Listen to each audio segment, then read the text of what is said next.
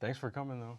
Finally, you see this? I love it. You Good. did a great job with your Oh, studio. my guys did.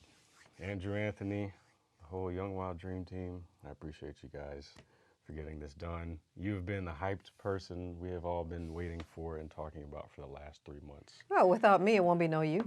This is definitely true. Dad, no. Dad. But he can't carry you.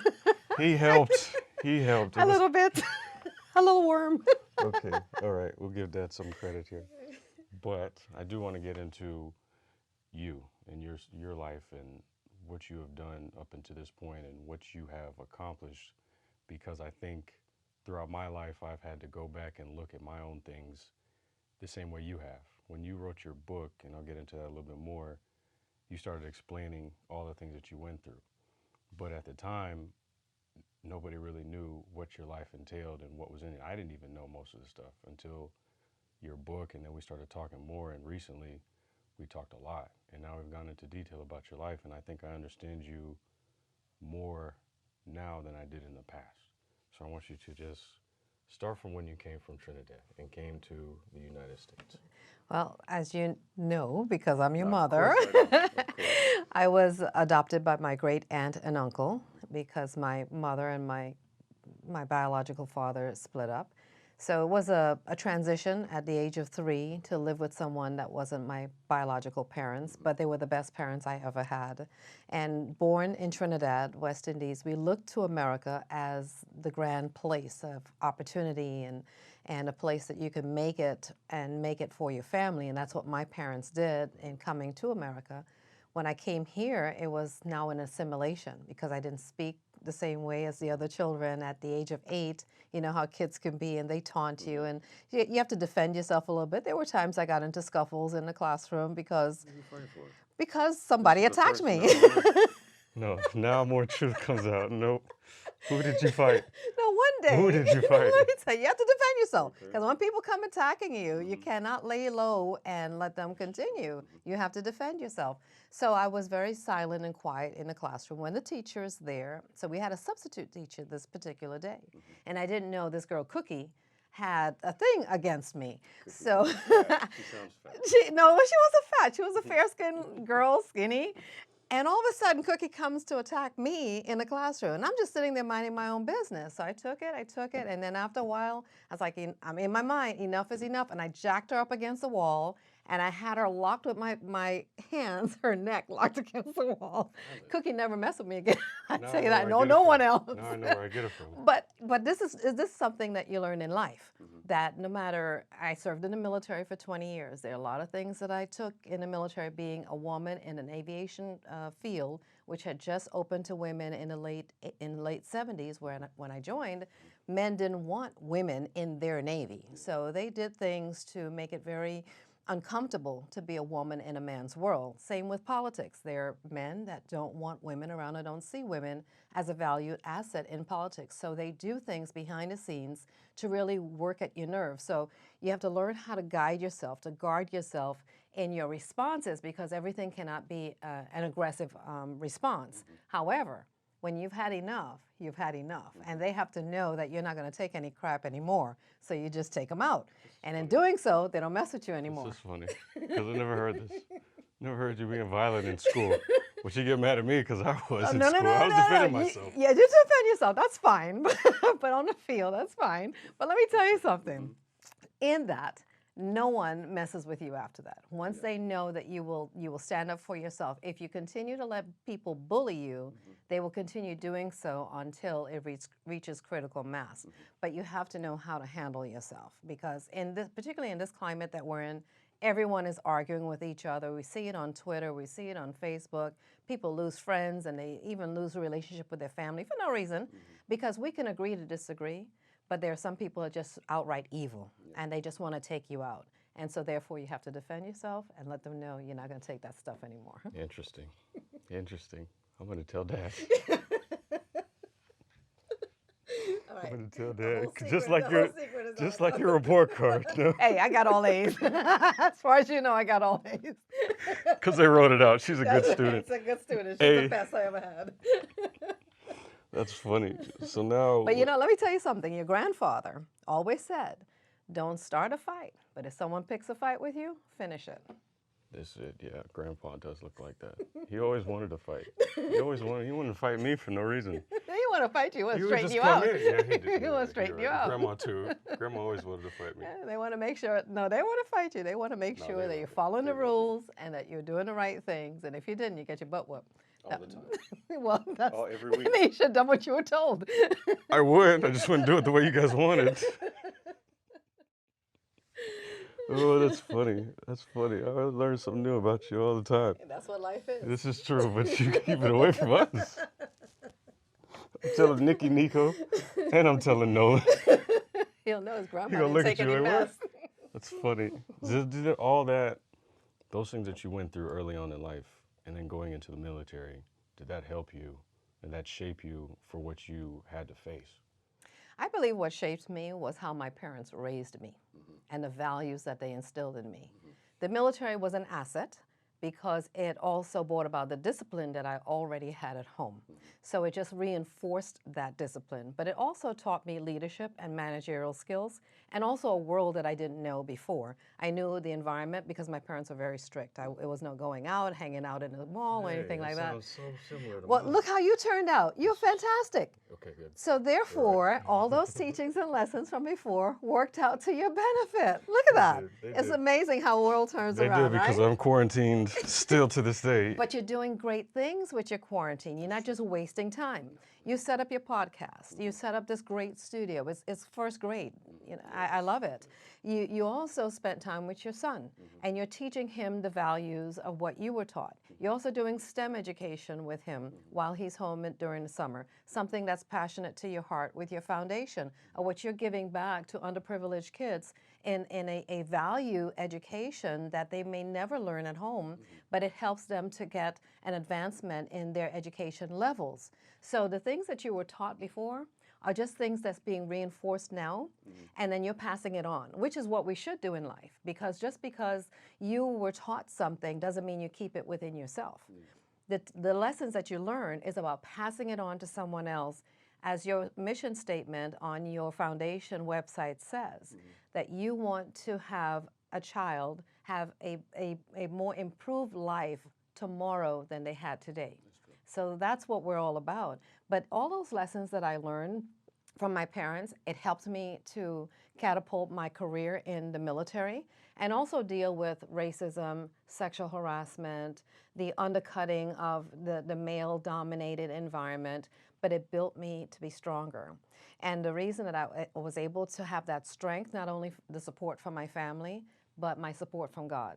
And without God in your life and having that as a foundation, you will certainly fall and break apart because everything will be a chaos, and you cannot live your life in chaos consistently and expect to have great results. That's true. Now, was there any point in time where you felt isolated, like by yourself? Because I know, just for me in football, there were many times where I felt like that because not everybody knew what I was going through. Not everybody knew the day-to-day stuff, the day-to-day grind that you had to go through mentally, not just physically, to show up every day as yourself and only yourself in light of everything that you had to deal with.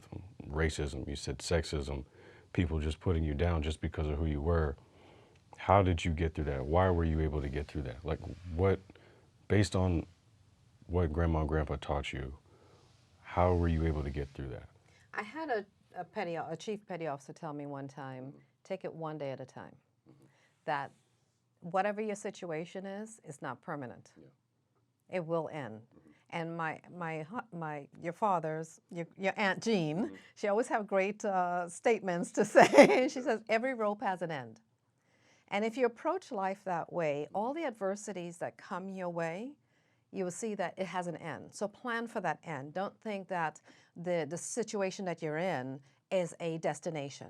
It's just a journey. And in the journey, you learn how to grow. You learn about yourself, your strength. You learn about how much you can take and how much you would not want to take. And you also learn, is this a path that I should be going down? There are times that we're going down a path and it's not your path. You like what someone has. You like their nice car. You like their nice home. You like their wife. You like their husband. And you want whatever they have, but it's not yours. So you have to understand what is for you is for you, and what's for someone else is for them. So you can't envy, or should not envy, someone else for the things that they have, because first, you don't know the struggles that they've gone through. You don't know the blessings that they've had. And whatever your blessings are is going to be for you. It's not going to be for someone else. But in those struggles and those times, I would never let someone see that they're getting the best of me. It used to be a commercial, never let them see you sweat. But when I went home, I would cry. I would let it out. But in front, I would smile. I was given a nickname, Smiley, in one of my commands. Because you're always smiling. I said, well, what's there to frown about? But when you get into those situations, if you allow your emotions to be exposed, the person who is toying with you know that they have control of you. So you don't let them know they have that control. So you have to maintain those things inward and formulate a strategy how you're going to combat that. So you go, I went home, I cried, I prayed, I prayed, I prayed, and I came back out with a smile. Some days it would be worse than the next day, but you have to continue going, because we weren't born here to fail. We were born to succeed. But there's a tool book as to how it can be done. But many times people ignore the rules of the road and how they should utilize those tools to make sure they get to the level of what they were created to be. Why do you think that? Because they either have not been taught, or they have not listened to the lessons, or they have they're insecure. Because oftentimes we feel you were grown up in a home where you had the support of your mother and father and your family members. You were told all the time that we loved you. You were kissed and hugged all the time. You didn't really need anything. As far as we knew, we provided everything that we thought that you needed. Not every household have that. You have kids that are in broken families. You have kids that have parents that are very abusive, verbally and physically abusive. So we don't know the stage that people are coming from. And so if you engage with someone today and they're angry, you get angry. But that's your choice to get angry. You can say, this person's probably having a bad day. Let me give them a smile. And that one smile can change their entire outlook on life that particular day. And I don't know how many people, I can't tell you how many people have told me just a smile, an engagement, a high, a wave, changed their persona for that day. And so let's not go to the negative when we see something that's happening negative. Let's try to turn that into a positive. It's very hard for people to do, particularly today, with all the negatives that's out there, with social media and everyone is bashing someone else. We are seeing very little leadership in that department. And we're seeing also, too, with kids having kids earlier, they haven't been taught how to be parents, how to be loving, how to be caring, how to be nurturing. So they're just reflecting the things they're seeing out in the public.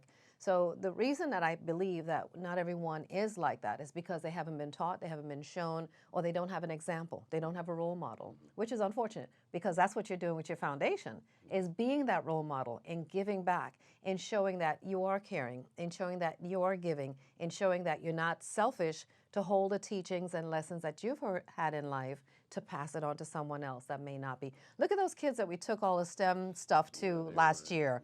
They were so happy to see you. They didn't really know me, but they were just excited. Or they were to get all loving the up stuff. on you, but you cared enough to go to them. You did, yeah. cared enough to engage with them. You cared enough to give them STEM modules that they can learn science, math, engineering, and the technology that they did not have an opportunity before because they had maybe a boring class that they had to sit in. Now they had something engaging that's showing them engineering of building a structure and how you're going to make the structure stay upright, or putting some other science project together and working out the calculations of the math.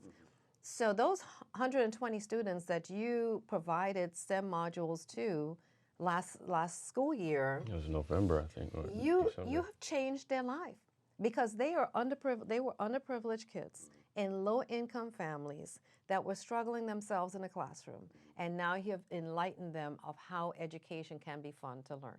That was cool, just to see, at first they didn't know what it was. They would just see this football player come in, but then when they saw the stuff in the module and I was passing things out and asking questions, that's what I liked the most about it. And then once I started engaging with them and asking them what do they like about what was in the STEM modules, all of them loved the beach ball. They loved that. But for me, it was It was about the teacher, her relief. Once I saw that, I started seeing the importance of really, I always knew it was important what I was doing, but to see it directly from somebody that has to supply it, the people that we've put the responsibility on. A lot of times the teachers have to take care of the kids.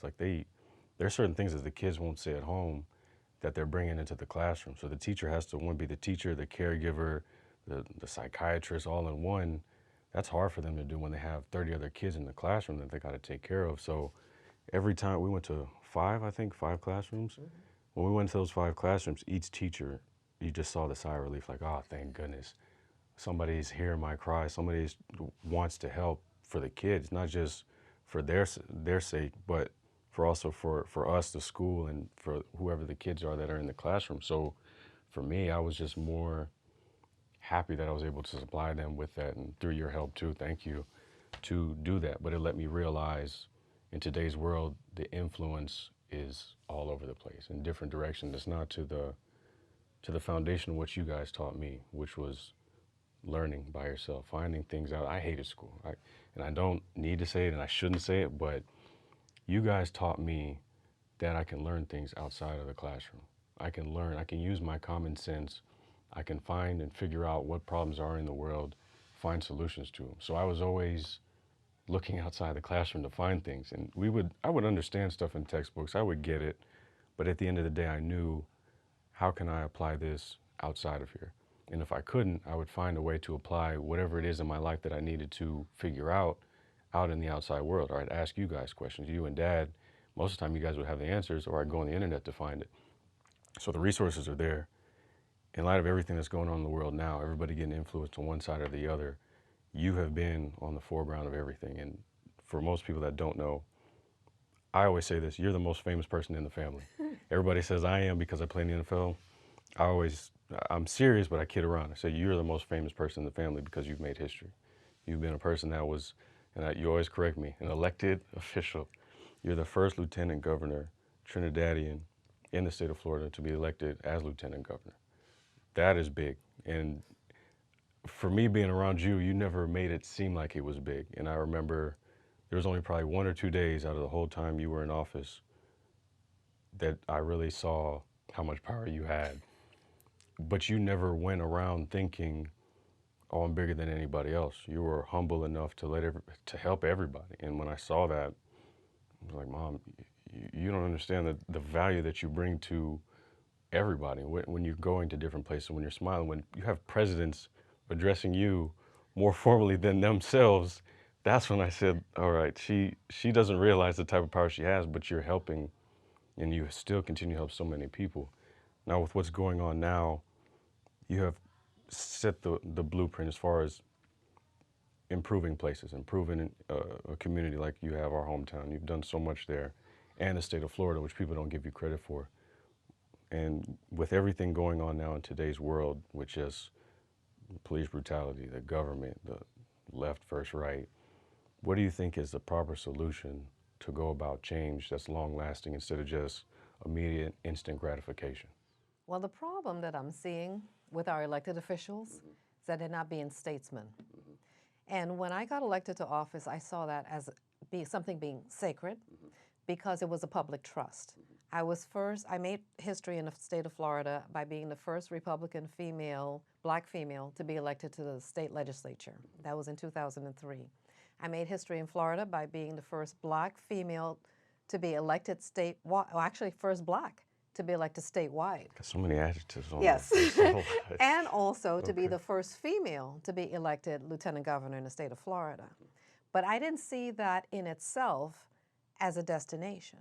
I saw it as an opportunity for me to break the barriers of government to help people. Because without knowing someone, most likely the people that elected us to office will not get help. And that's what I always pride myself on with my office and the staff that worked for me. Anyone, I don't care if they were in my district or not, if they needed help, we were going to walk them through and get the help. It may not be the answer that they want, but it was going to be a result, a finality to the question that they had. And I have so many letters, stacks of letters of people thanking me for helping them through, getting them through the bureaucracy. And that was my reward for when I served in office. What I'm seeing more and more so are people getting elected to office that it's all about themselves. Public office should be a public trust to serve the public. So therefore, what the public needs to do is to make sure that the people they elect to office is operating in accordance with the respect that they should demand and the responsiveness to the people. So the people have an activity to play in this. Vote these folks out of office. If they haven't worked for you, I don't care what party they're in. I don't care how much you like them. I don't care if they're your next door neighbor. If they're not working for you, because this is a republic. And in a republic, the government is to work for the people. The people are the ones in control, in charge. Civics education have been taken out, much so, out of our public school system. So our youngsters are not really learning true civics. And you're seeing now they want to rewrite history and change everything that we've known in the past. Whatever happened in the past is not going to change. Just like Jesus Christ walked this earth, it's not going to change. It happened. So it's in the books. Let us know what it is. But if the history doesn't feel good, if the history wasn't good, let us know it so that we can make a better future. And that's what we need to do. So we need adults in a room, from our elected officials to our people that are in the public. We need adults in a room. We need to show that we can communicate with each other. We can come up with solutions and work across the table to make sure that whatever we're putting forward is going to help our city, our counties, our state, and our country at most foremost. Going back to your question asking me about coming to this country from Trinidad, the flag is a symbol of hope and prosperity for many people, not only in this country, but other nations. That's why we have so many people dying to come to America. If America falls, where do we go? We have nowhere else to go. So let's take care of our own country. We have our faults just like any family have their faults. But we don't disband our family.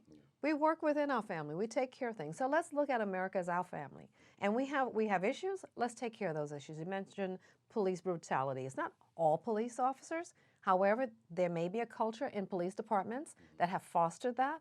And we need to encourage these police officers to turn in their own bad apples, because those bad apples are making it bad for everyone. The chaotic situations that we're seeing, we cannot have chaos constantly in our communities. It's tearing up businesses. It's pitting people against each other, and we're having more strife and anger that's in our community that doesn't need to be there. The world is looking at us as to how to be a civilized Western culture. If we're not going to lead the way, someone else is going to take the mantle and try to assume that they're leading the way. But as you see, China and Russia, the big two, they're communists, they're socialists. We don't know what communism and socialism is. For 244 years, we've existed with our Constitution the way it is, with our freedoms and liberties, and we have evolved into a great nation that could be greater, of course. Anything could be improved. However, no other country that have existed for thousands of years have achieved what we have achieved in such a short period of time. So let's not ruin it. That's true. I believe that too.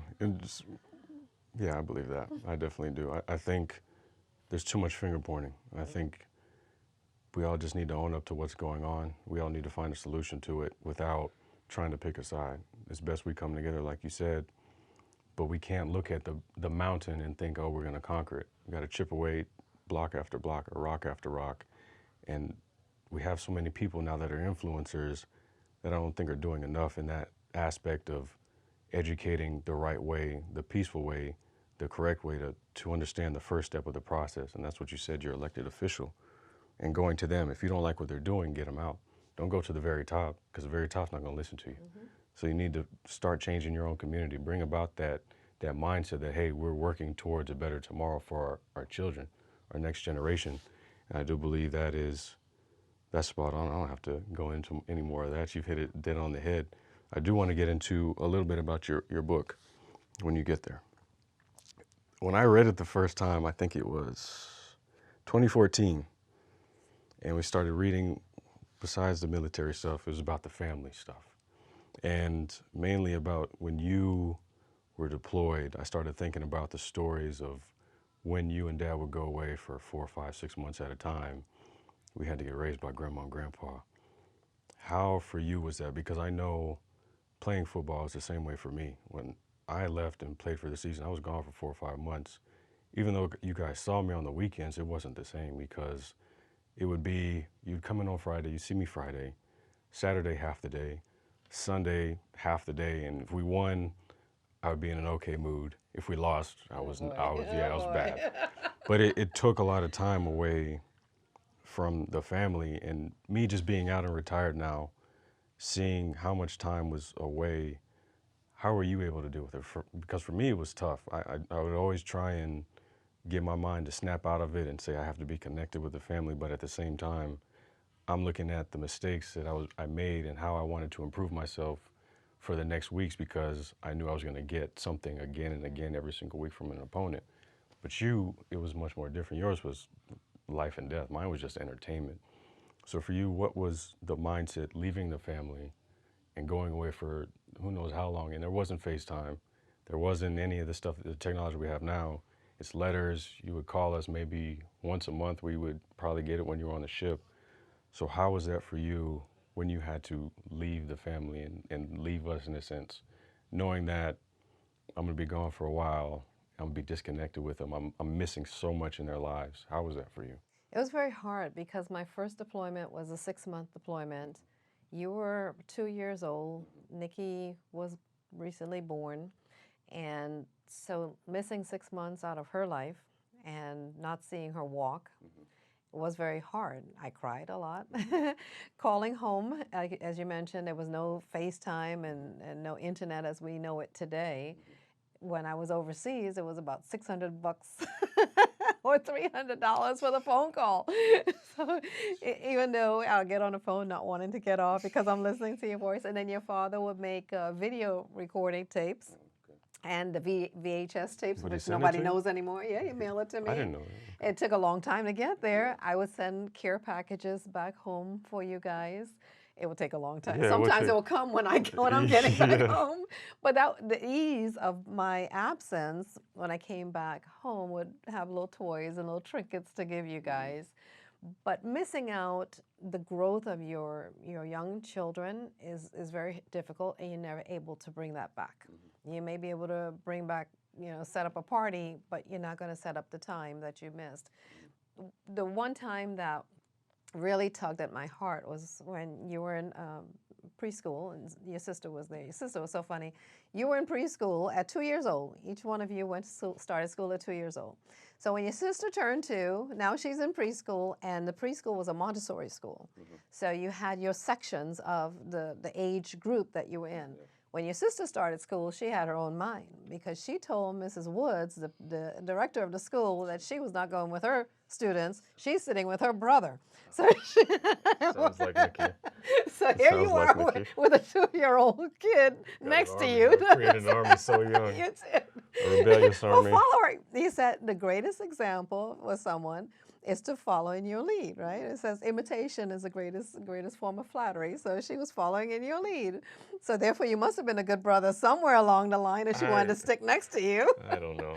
But in time, she did go about her merry way. Her own thing. But I had to go on deployment during the time that she started preschool, and called home one day, and she had learned the Pledge of Allegiance. And hearing her over the phone recite her Pledge of Allegiance at 2 years old. You're smart. Oh my gosh, my heart just melted. I started to cry like a baby, and I'm missing my kids. But I had a wonderful husband, very supportive. He was the greatest example he is the greatest example you have as a father. And he was very supportive of me in my career, although he was serving in the Air Force at the time. He was still supportive of my career and the paths that it was taking me. And he is all about family. So he took care of you guys in the best way that he can with the help of your grandparents as well. But as time goes on and people see those separations that they go through, you did that when you were in college, when you were in professional ball, playing professional sports. We did our part to try to help you. help you see your son, help you, give you moral support. We knew that there were times that it was very difficult when you were going through college and having that idiot coach that you had, and the defensive coach, offensive coach. Little midget. And now, no, but you see, those adversities build you and made you stronger, because you went through a time period there where we were supporting you, but we thought that you ought to stay where you were. But you were going through a mental anguish with this jerk that was toying with you because he was playing politics in the locker room. And you handled that masterfully. You didn't come and tell us the problems that you're going through with him, but we relinquished when we saw that you were adamant about changing your position and moving out of that situation. You were mature enough to see that you needed to remove yourself from there, because you were not going to get an advancement from this guy, because he already had it in the bag that he didn't like you and he was not giving you any opportunity to play.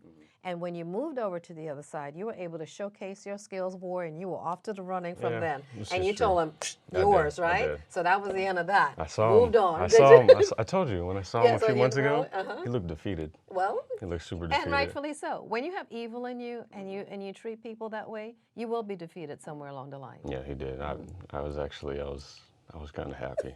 I'm not gonna lie. Well, revenge. It's a dish sweetly served. It is with patience. It is. Yes. I always joke around and say the Drake approach, because Drake does everything behind the scenes. He does it meticulous. He's not spiteful with it. He just does it because he knows I put in the work, and now you guys are going to see the end product. So I take a book from that. Well, as you say that, excellence cannot be denied. That's true.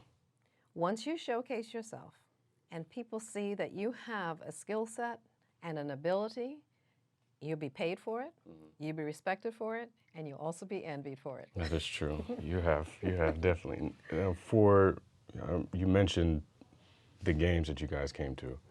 I remember when I wanted to sign to go to Colorado, and you were like, no, I'm not going there. I mainly wanted to go because it was Dad's brother. Yeah, but I didn't want you to go because you had all them chicks that was trying to get you to come over there. That's why you wanted to go for the chicks. No, forget your brother, your uncle. Okay. They took me to a couple parties. I'm like, oh, this is cool, but this isn't. At a young age. But I'm not thinking, oh, this is how it's going to be all the right. time. I probably, yeah. But I knew, I was just looking at situations, but bottom line was you didn't want me that far away from home with somebody you didn't really know, even though it was Dad. I understood that now, but going through, I was pissed. But I remember when I signed in Maryland, the one thing you told me was, we're going to try and come to as many games as we can. And I think you guys did that. You probably missed two, without the exception of when I broke my leg my senior year. I don't count that, but you did. It was West Virginia. And Clemson, Boston. You didn't go to West Virginia, but you went to everything else. You went to Clemson, you drove to Death Valley, you drove to North Carolina, you drove to South Carolina, you drove to Georgia, you drove to Tennessee. Shoot, you came all the way to San Francisco, Boston, like you said. You were everywhere. North Carolina, Georgia. Yeah, you guys probably know North Carolina like the back of your hand. You put so many miles on that Suburban. Yeah. By the time you gave it to me, it was already at 320,000. I was like, well, they definitely got a lot worth. But that devotion that you guys showed me let me know that it was possible to have a lot of people care for me and stick to their promises. And that's what I've always been about is when I make a promise, I want to keep it. And you guys went above and beyond. And I know it took a lot of time out of Nikki and Nico's life to come and support me, but seeing it now, I'm appreciative of it because they didn't do it and be spiteful of it. They weren't hateful of it. They enjoyed it too. And I tried as much as I could to make it as fun as I could, even though I was discouraged sometimes, whether I messed up on the play. Oh boy, if you had a bad game, oh gee whiz, we all had a bad day. Yeah. And we cooked for you, we tried to cheer you up, but well, that was a bad play. I said, let it go, let it roll. It was hard. It was hard to do because I was so hard on myself. Yes. And I always saw it from you tough. because I would always see you do one thing and then go to the next, and then go to the next, and then go to the next. It was never a time to really sit back and appreciate. I guess it was always your work ethic. You're always moving, and you still do it now. You're cleaning the house before you came in here, and you got to get on the road. Like you don't have to do any of those things, but you still did it, and it was always. I felt like that was the way to do it. You don't have time to sit back and gloat. So I just think once you do one thing, you just go to the next. Once you finish that, you go to the next. And that's how my career kind of was. I was always just thinking about what's the next thing instead of being appreciative of what's around me now. And that was you guys being there, even when it was a win or a loss. But I know it was times where it was hard, and I don't know, I never asked you that mentally. How was it to be in the stands and see me play from high school to basically the NFL? Every game. Your father loved coming to the games, but he was a nervous wreck in every game. It was like as if he had butterflies in his stomach every game, because we wanted to be all joyous, but then we also reluctant because is he going to get injured or what's going to happen? So we were happy when it was whenever you're finished and you came out healthy. We're good. Then we could go back and look at the film and say, okay, we could enjoy the game because we were all about you. We didn't care about the other players on the field. We were all about you. Is Nolan doing well? Is Nolan studying? Is he studying his opponent? Did Nolan mess up? Oh, Nolan, get up. Stop beating yourself up. Get up. So we're commentating in the stands. I know you are. And I'm yelling at you. I know. Can't hear you up there. I know. That's why I put you guys in the corner. But it helped us with some relief that at least they're trying to do something. And so it was nerve-wracking because we cared so much about you and wanted you to have so much great successes and wanted you to have the confidence in yourself that you can do it, that it kind of took the enjoyment of watching you. So that's why we recorded it, so we can go back and watch it when we came back home. Okay. So we can really see it. I was always wondering, like, why would they record it for me to watch it? I watched it all the time. I watched it 10 times right after the game. So I'd always wonder, why would you get the TV copy? But now I know why. Yes. And I don't know, I would never try and put the losses or what I did wrong in the game on you guys. I never wanted it to spill over. It's just, it was my life from basically Sunday to Friday before you guys came in, and it was hard to turn that off. How were you able to do that? Because you would deal with all that crap in the House, in the Senate, in the Capitol, or wherever you went. How were you able to turn it off and come home and just be mom? Because that's what we viewed you as. We never viewed you as the Congresswoman Jennifer Carroll. We always viewed you as Lieutenant Governor. Excuse me, Lieutenant Governor Jennifer Carroll. But at the time when you first got elected, we never viewed you as a politician. Right. And even when I say it, I feel weird saying it because it's Jennifer Carroll. Even when, people, my financial advisor, Lieutenant Governor, it was nice to talk to you. It's Jennifer. No, and the president, he's Lieutenant Governor. You're the president. Why? Anyway, it's fine. But that's the respect you command, but you never view it as you need to address me that way. And that's what you did when you came home. You just wanted us to address you as mom. So how were you able to flip the switch? Well, the one thing I never wanted to do is bring my work issue home, because home, particularly with your father, that was our solitude. And so I didn't want your father to have feel the pressures and pain that I had, because at home, it should be a place where you're joyful, where you're loving, where you can just get away from everything. And for you kids, I didn't want you to know the things that I was experiencing either, because all it's going to do is upset you with your career or upset you at school. So it makes no sense for me to then turn all of my pain and anguish over to you when it's my pain. So I was able to deal with it by praying. I was able to deal with it by trying to assess what I'm going through and how I'm going to handle it and internalize. And that's what I did a lot, was internalize my pain and the issues, the adversities that I was going through. At times it wasn't the best for me, that I should have, because your father said, I'm here for you. And let me help you. But I didn't want to turn those things over to him, because he has his own issues that he was going through at work as well. It wasn't as bad as mine. But in retrospect, I'm glad I did it that way, because you would have probably turned out more angry, going to school and beating up somebody, or taking your anger out on the world because somebody hurt your mother, because you're very protective and guarded of me. And so I didn't want my sons and my family and my husband to be in that mode all the time. And that's what I did, is just internalize it and prayed. Well, you are a superwoman, and you hit it for a long time, which is, you've exemplified what it means to be a good human being. I mean, Thank you.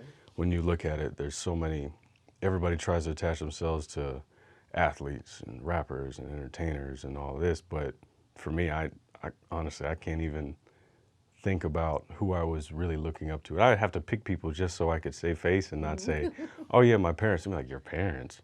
But they don't realize what you guys have done and accomplished. So I definitely appreciate you and Dad and me and Nikki and Nico and even little Nolan appreciate what you've done for us and continue to do, and stuff we don't even see you do most of the time. You do behind the scenes. So I definitely appreciate that. I thank you, and thank you Well, for before coming you're on. closing out, let me tell you something. Okay. You asked me early on about my accomplishments, and I would see that my greatest accomplishments have been my children, my 3 children.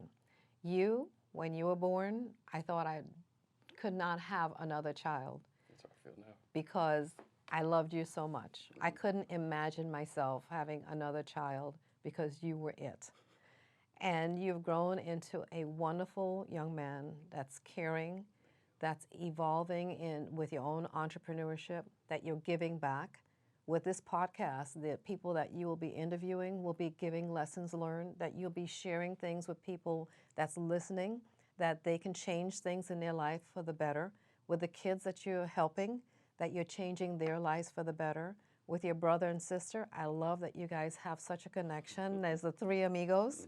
And I hope that you continue in that vein and don't let any discouragement take you off your path, because God has guided you to this point and He's shown you the light. All you have to do is follow the light. So thank you so much for having me on as your very first guest. Thank you, Mom. Thank you. Love you. Love you too. Love you too. Thank you.